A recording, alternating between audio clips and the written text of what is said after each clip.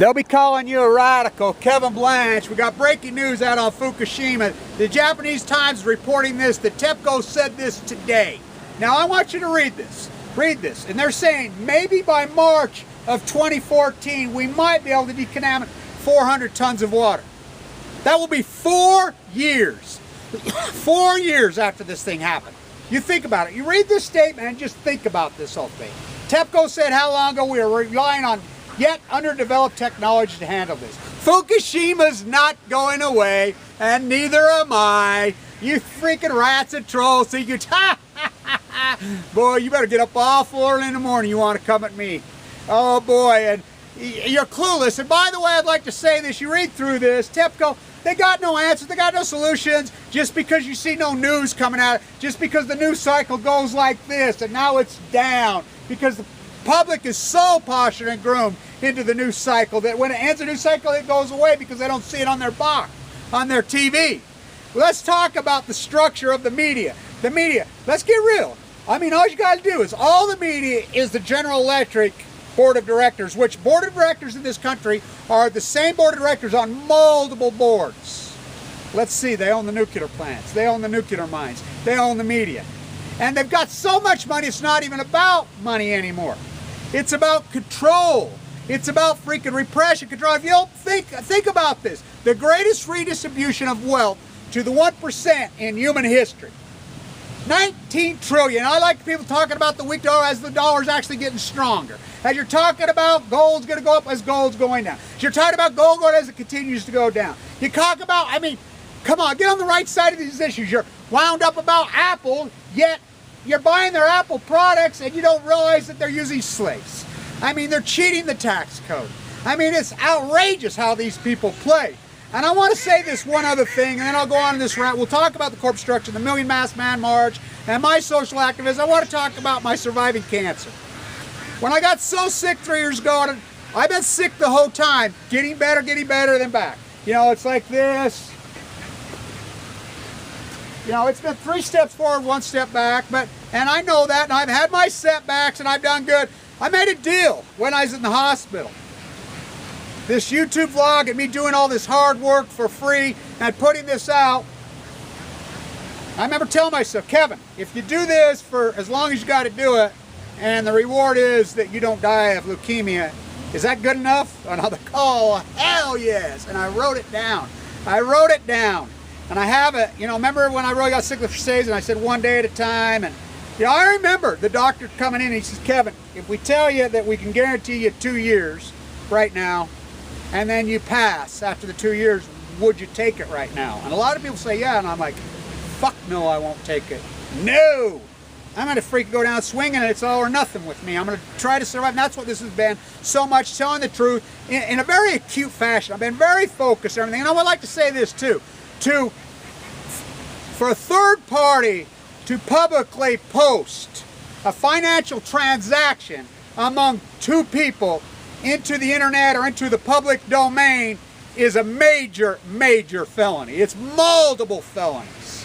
Very hardcore crimes. I used to teach the banking class, and I had a very great discussion with a really incredible attorney in British Columbia today, and my attorney, a 3-way, and they're like, wow. And by the way, you know, to disclose a financial transaction in a public domain between 2 people, even if you're one of the people, without the written consent of the other person, felony.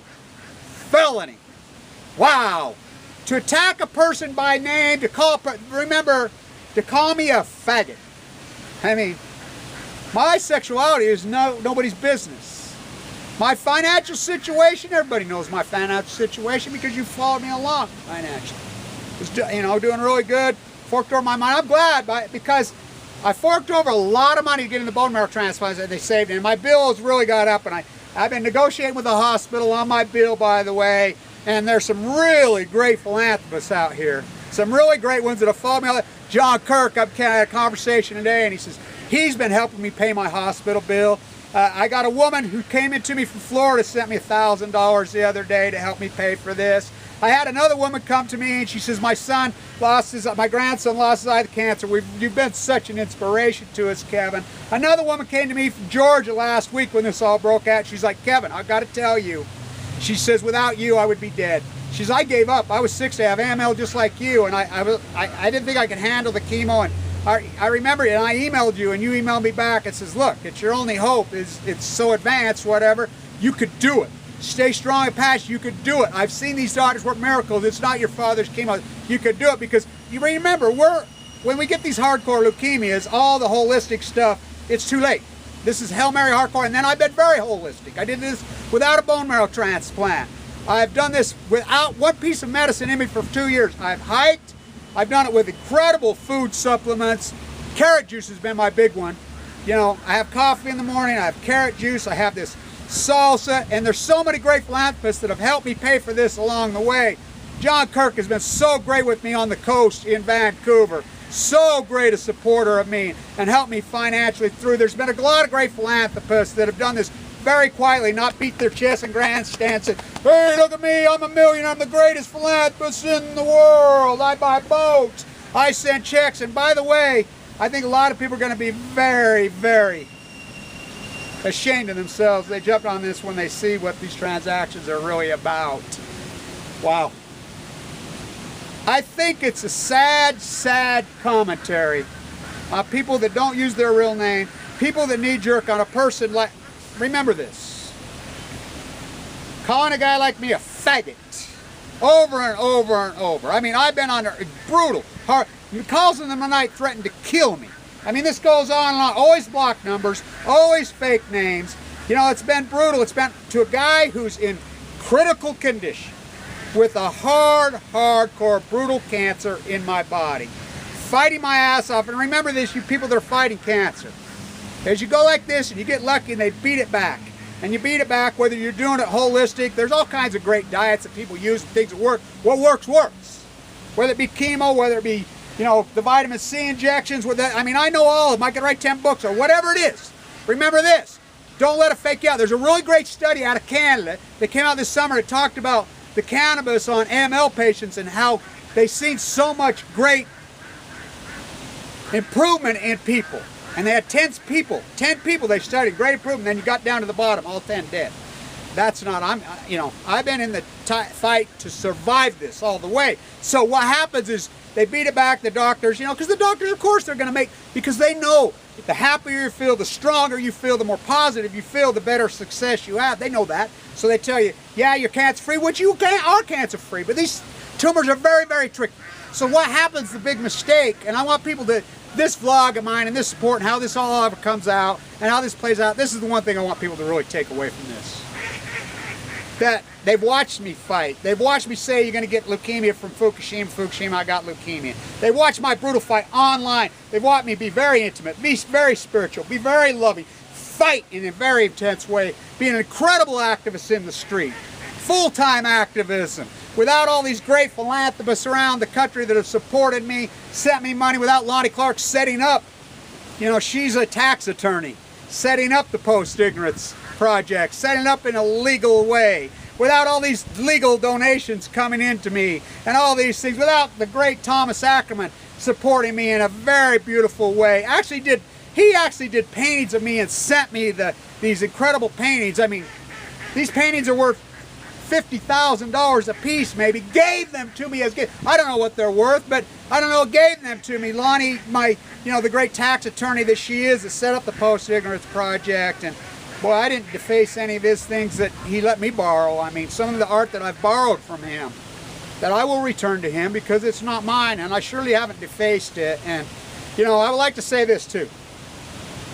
Betrayal is brutal. Oh, cursed spite that I was ever born to set this right. The country and western version of Hamlet, absolutely, on Balco. The Chairs of Despair, wow. Thomas Ackerman's great, beautiful work. And I surely haven't defaced them. And, you know, there's big people send me a lot of money. My hospital bill has been staggering. I had about $800,000 forked over. Doesn't even touch the bill. The bill has been being paid. The only reason I've been able to continue getting my treatment, because I've been off Medicaid for a while now, is there's some great philanthropists around this country and in Canada and in Europe.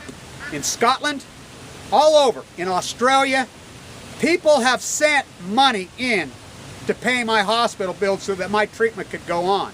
I still am in treatment, as you know, and I got really great news Friday. It's the best news. My platelet count is still below the so-called normal, 150. But let's realize I was walking around with platelet counts of 30. The chemo destroyed me, really destroyed me, and so much of this is coming back fighting from the chemo. And I'd like to say how much I love all you great philanthropists that don't beat your chest, that have paid my bills along the way, paid my mortgage payment, you know, helped me so I could eat.